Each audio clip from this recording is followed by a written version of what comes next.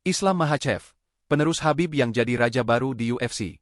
Nama Islam Makhachev belakangan ini makin sering terdengar di dunia olahraga, terutama buat pecinta mixed martial arts, MMA, dan UFC. Gimana enggak, cowok asal Rusia ini berhasil duduk di tahta juara kelas ringan UFC, posisi yang sebelumnya identik dengan sang legenda, Khabib Nurmagomedov. Banyak orang bilang Islam bukan cuma penerus Khabib, tapi juga versi upgrade dari sahabat sekaligus mentornya itu. Tapi, siapa sih sebenarnya Islam Makhachev? Kenapa dia bisa begitu ditakuti lawan-lawannya?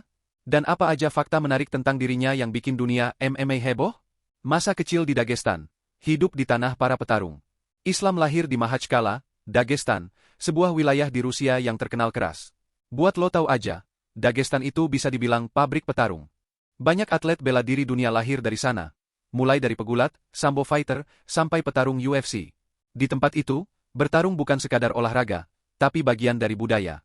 Anak-anak kecil di Dagestan udah biasa latihan gulat sejak umur belia. Begitu juga Islam. Sejak kecil, dia udah ditempa dengan keras, baik fisik maupun mental. Latihan Islam nggak main-main.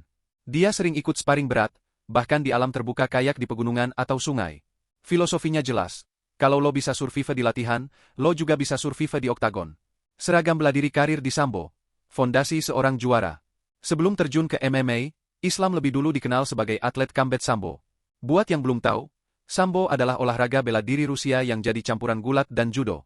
Teknik inilah yang juga bikin Khabib legendaris. Islam sukses besar di Sambo. Dia jadi juara dunia combat Sambo kelas ringan, dan prestasinya itu jadi tiket emas buat masuk ke dunia MMA profesional. Dari sanalah namanya mulai diperhitungkan. Simbol benturan masuk ke UFC, perjalanan yang gak mulus. Islam debut di UFC tahun 2015.